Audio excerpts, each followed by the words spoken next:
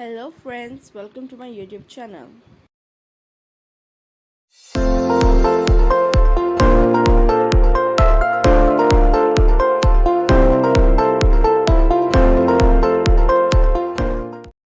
In today's video, we are going to learn what is chemical reaction and its type.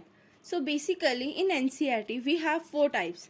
First is combination reaction, decomposition reaction, displacement reaction and double displacement reaction. So ये सब type start करने से पहले हमें पता होना चाहिए कि केमिकल रिएक्शन होता क्या है. लाइक कोई भी एटम्स की ब्रेकडाउन होना और फिर उसकी मेकिंग होना. मतलब पहले वो बॉन्ड टूटेगा और किसी नए एटम्स के साथ वो लोग नया बॉन्ड बनाएंगे. क्यों बनाएंगे? ताकि कोई एक नया सब्सटेंस बन सके. मतलब रिएक्टेंट्स में मेकिंग एंड ब्रेकिंग होना. क्यों? ताकि वो नया एक प्रोडक्ट बना सके. So let's start with the number first reaction, that is combination reaction. तो इसमें क्या होता है, एक सिंगल प्रोडक्ट बनेगा दो या दो से ज़्यादा रिएक्टेंट से. That is a single product is form from two or more reactants is known as combination reaction. तो अब हम इसे एक एग्जाम्पल की हेल्प से समझेंगे. तो एग्जाम्पल है हमारे पास कि हमने क्विक लाइम को पानी में डिसॉल्व किया. क्विक लाइम कैल्शियम ऑक्साइड का कॉमन नेम है. कैल्शियम ऑक्साइड का केमिकल फॉर्मूला क्या है? CaO. इसे हमने पानी में डिसॉल्व किया तो हमारे पास क्या है? दो रिएक्टेंट्स हो गए, कैल्शियम ऑक्साइड एंड वाटर. इसने सिर्फ एक सिंगल प्रोडक्ट बनाना है. सिंगल प्रोडक्ट हमारे पास क्या बनता है? Slaked lime, that is calcium hydroxide. और इसका फॉर्मूला क्या होता है? CaOH whole bracket 2. Slaked lime जब हमारे पास तैयार होगी तो उसके साथ बहुत सारी अमाउंट में हीट भी रिलीज होती है. तो जब किसी रिएक्शन में हीट रिलीज होगी तब हम उसे क्या कहते हैं? Exothermic reaction. एक्सोथर्मिक में क्या होता है कि जब हीट रिलीज होती है.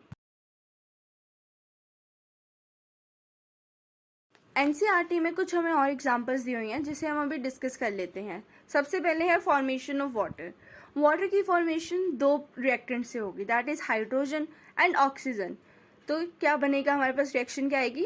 H2O plus O2 gives 2 molecules of water. तो ये क्या होगी हमारे पास? कॉम्बिनेशन रिएक्शन, जिसमें दो रिएक्टेंट्स इन्वॉल्व हैं और दो रिएक्टेंट्स मिलकर क्या बना रहे हैं? Single product. सेकेंड रिएक्शन आती है हमारे पास decomposition reaction. Decomposition reaction composition reaction का ऑपोजिट है. डीकम्पोजिशन में क्या होता है?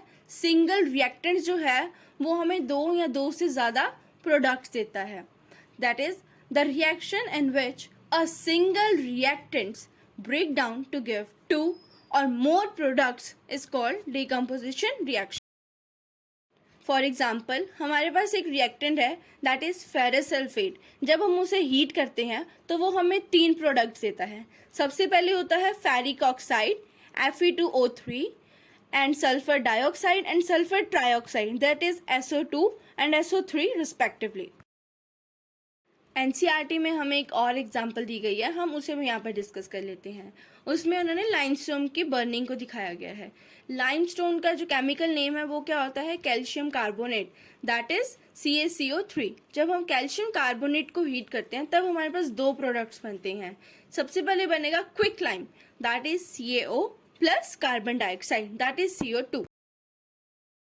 Now third reaction is displacement reaction. Displacement word से हमें क्या समझ आ रहा है? किसी चीज को डिस्प्लेस्ड करना, उसे उसकी जगह से हटा देना. तो इसमें भी बस यही है, जो सबसे स्ट्रॉन्ग या सबसे जो रिएक्टिव एलिमेंट होता है वो लेस रिएक्टिव एलिमेंट को उसके कंपाउंड से डिस्प्लेस कर देता है, मतलब हटा देता है. क्या हम इसे कैसे लिखेंगे? The reaction in which a more reactive element displaces a less reactive element from its own compound is called as displacement reaction.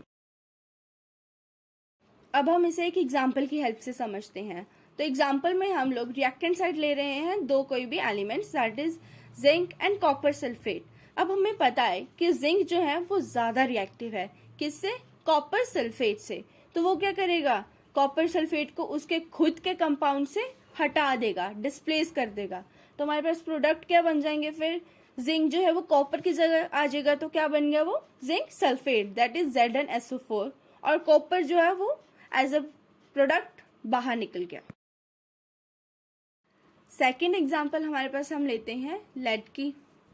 अब हमें पता है लेड क्या है, ज़्यादा स्ट्रॉन्ग है किससे, कॉपर से। तो फिर वो भी क्या करेगा, लेड क्या कर देगा, डिस्प्लेस कर देगा कॉपर को फ्रॉम कॉपर क्लोराइड। तो हमारे पास क्या बन जाएगा, lead chloride plus copper.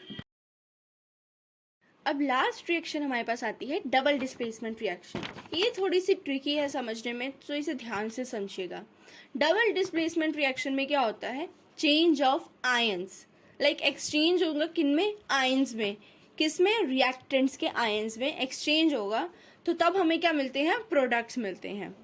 That is such reactions in which there is an exchange of ions between the reactants are called as double displacement reaction.